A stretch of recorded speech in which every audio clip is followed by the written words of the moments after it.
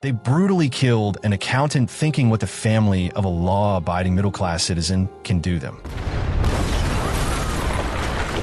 But they learned the toughest lesson in their graves: to never underestimate the girlfriend of a quiet guy. Gee, that's stupid. Welcome back to Jason Recaps. I don't have many subscribers, but your single comment is a ray of hope to motivate me. Lindy Lewis had a rough start in life. Her parents were never really around for her, and that left her with a lot of emotional baggage. Not normal. As time passed, things got worse for her, and she developed a disorder known as intermittent explosive disorder, IED. This means that all it takes is a small trigger, and she could snap, lashing out in anger. No matter what treatment she tried, nothing seemed to work for her. Even when she joined the military in an attempt to control her anger, it didn't really help. She was still struggling. Then came Dr. Munchkin, her psychiatrist. After trying various therapies, he came up with a unique idea: an electric shock vest. The idea was that the vest would give her a shock whenever she started to lose control, hopefully helping her manage her outbursts. She reluctantly wore it, hoping for a change. One day, Lindy decided to try something normal: go on a date. She met a guy named Justin, and even though she had second thoughts at the last minute, she stuck with it. Justin seemed nice enough, and she was determined to give it a shot. During dinner, a waitress came over to take their order. Justin, trying to make his decision, kept asking for different dishes, but the waitress kept saying no to every option. How about the pork chop? Pistachio crust. Fuck. Lindy was losing her patience fast. Her anger was bubbling up, and she could feel the urge to do something violent. She barely managed to stop herself from attacking the waitress with a knife. That was close. Suggest something might work. Please don't take that tone. No, I'm not. A little later, when Lindy went to the restroom, she overheard the waitress talking behind Justin's back. The waitress was making fun of him. Lindy's anger flared up again. She tried to use her electric vest, but it didn't seem to work the way it was supposed to. She couldn't control herself. Afterward, she panicked and ran out of the restaurant without telling Justin what had happened. The next morning, Lindy took her vest to Dr. Munchkin, asking him to fix it. As he worked on it, he casually asked how her date went. She was blunt, saying it was a social experiment gone wrong because she had hurt someone again. Assuming that the date was a disappointment then? Dr. Munchkin fixed the device, but also gave her some advice. Maybe the only real solution to her problem was to build a real connection with someone. The answer to all of your problems is close human connection. He encouraged her to try a relationship. Lindy didn't say much and left, not sure if she was ready for that. Despite telling herself she wouldn't see Justin again, Lindy found herself calling him up. She asked him to meet her again. When they got together, things went a lot better. They connected over some common interests, and Lindy even opened up about her passion for photography. They ended up going to Lindy's place, where Justin tried to kiss her. But Lindy got scared. She didn't want to hurt him, so she pushed him away. She was afraid that if she lost control, she might hurt him like she had hurt others.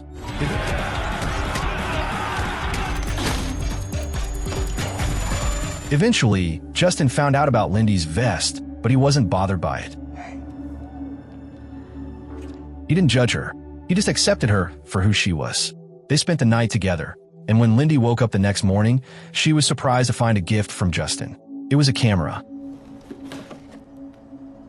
Oh my God. She was so touched by the gesture. They talked more, and she shared with him her struggle with her disorder. She told him about the vest and what it was for. Justin was understanding, but he had to leave for work. Before he left, he invited her over to his place for dinner. Lindy was thrilled. It felt so good to have someone care about her. It felt normal. For the first time in a long time, she didn't feel alone. She rushed to tell Dr. Munchkin about her happy experience, thinking that maybe, just maybe, she wouldn't need her vest anymore if things kept going well with Justin. The next day, she spent the day out taking photos with her new camera, feeling hopeful. That evening, as Lindy was getting ready for dinner, she got a message from Justin saying he might be running late. Then, her phone rang, but it wasn't Justin. Justin? No, this is Detective Vickers, homicide. It was Detective Vickers. He told her that Justin had been murdered. Lindy was in shock. She rushed to the police station, where Vickers and another detective, Niven, told her they had found Justin's body in a dumpster. They seemed nonchalant about it, though, like they didn't really care. We're gonna find who did this. Let's not give the lady false hope. Lindy got frustrated with their lack of interest in the case and decided to take matters into her own hands. At Justin's funeral, Lindy couldn't hold her emotions in anymore. She broke down, remembering the brief time she had spent with him and how different things had felt with him around. She needed answers, and she wasn't going to sit around waiting for the police to find them. Dr. Munchkin gave her some sedatives to calm her down, but Lindy wasn't done yet. She had a feeling that Justin's client, a man named Barry, might be involved in his death. He thought his boss had something to do with it. When she told Dr. Munchkin this, he tried to distract her, but she wasn't having it. Lindy was determined to find the truth, even if she had to do it herself. Ignoring Dr. Munchkin's warnings, Lindy left his office and decided to investigate on her own. I'm sure they'll figure it out. Fuck them. I'm gonna find the fuckers who did this. She called Detective Vickers, asking him to meet her at her house. But once he left, she snuck into his office and stole Justin's belongings from the evidence room. From his wallet, she got Justin's address and headed straight to his apartment to find clues. While snooping around Justin's apartment, Vickers called her and scolded her for breaking into his office. Stealing evidence. Because I want to find out what happened. He warned her that his partner, Nivens, wanted to arrest her. Partner wants to bring you in for interfering with an investigation. But Vickers, for whatever reason, wanted to give her another chance. Wanted to give you the chance to come in on your own. Nivens showed up at Justin's place while Lindy was there. She tried to tell Nivens about the phone call from Vickers, but Nivens wasn't having it. She accused Lindy of being a murder suspect and tried to take her in. Lindy managed to escape, We just called this murder suspect. attacking Nivens and running off. Lindy stole Justin's expensive McLaren sports car and took off, leading Nivens and Vickers on a wild chase.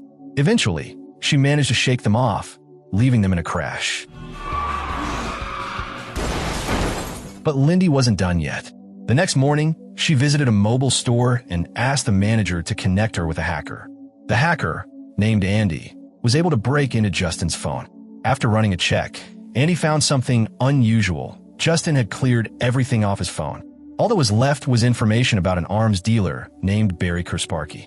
Lindy immediately suspected that Barry was Justin's only client, but she didn't know much else about him. Determined to find out more, Lindy thanked Andy for her help and left to confront Barry. When she arrived at Barry's place, she learned that he ran underground fighting rings. She demanded answers from him about Justin's murder, but he was tight-lipped. Eventually, he challenged her to a fight against 3 of his best men in exchange for information.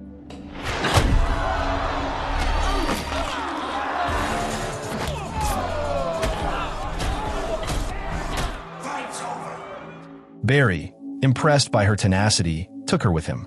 But in the car, things took a dangerous turn. His men tried to kill her, but Lindy fought back and tortured Barry for information. Now, who killed him? He eventually revealed that a man named Gareth Fizzle, Don't be silly. who was incredibly powerful and well-connected, had ordered Justin's death. But Gareth was untouchable. Even the government was scared to go after him. Lindy wasn't scared, though. She was determined to get justice for Justin. Detective Niven was at the hospital checking in on Vickers.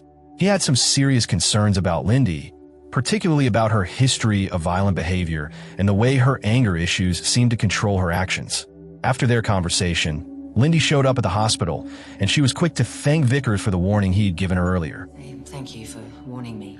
She told him she had tracked down Justin's killer and asked him to arrest Fizzle. But Vickers knew they couldn't do anything without solid evidence to back it up. Fuck about proof. When Vickers asked her why she was so determined to catch Justin's killer, Is Justin really worth you risking your life?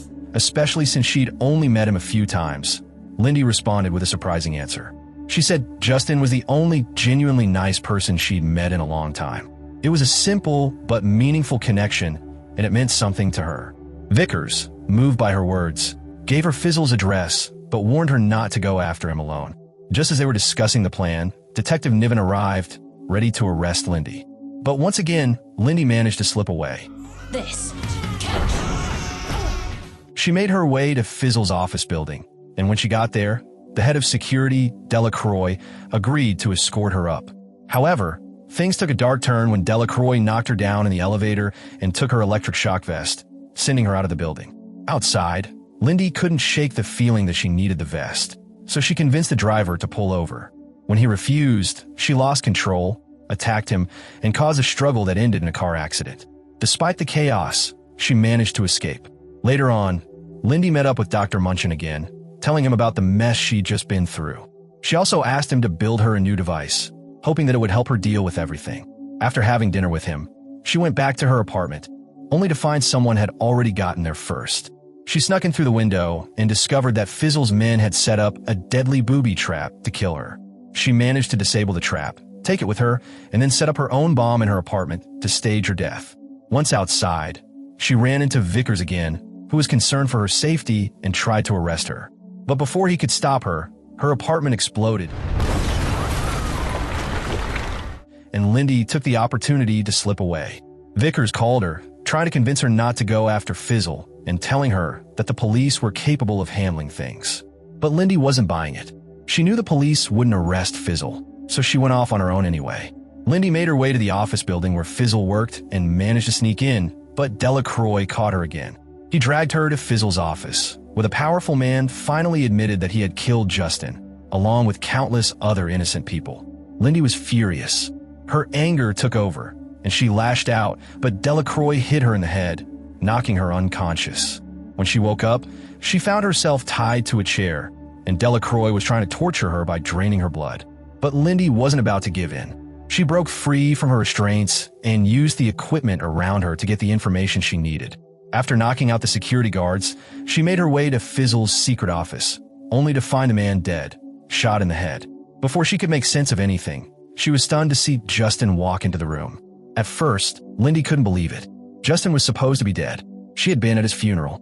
But Justin revealed that he was actually a CIA agent, and his job had been to use Lindy to get to Fizzle. They didn't want to get directly involved, so they had used her instead.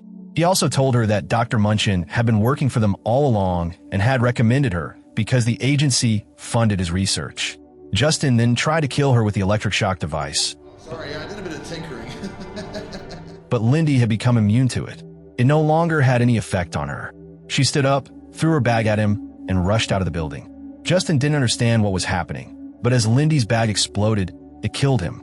After escaping the building, Lindy went to confront Dr. Munchin. She was furious with him for using her for his own purposes. Dr. Munchin apologized, explaining that he hadn't known about Justin's plan. As they argued, Vickers and Niven showed up, thinking Lindy was trying to kill Dr. Munchin. But she wasn't. She was just handcuffing him, ready to hand him over to the police. Vickers and Niven didn't shoot her in the end, realizing she wasn't a threat. They took her to the hospital, where Vickers expressed admiration for her determination. He even helped her cover her tracks. After recovering from her injuries, Vickers returned her vest to her, which they had taken during the ambulance ride. Before leaving, he asked her out on a date. Lindy agreed to think about it. Once she was discharged from the hospital and healed, Lindy returned to her burn apartment to collect the rest of her belongings. While she was there, a strange woman visited her. This woman revealed that she was Justin's superior and offered Lindy a job at the agency. She said that the job would help Lindy channel her anger in a productive way. However, Lindy declined the offer, not wanting to work for them.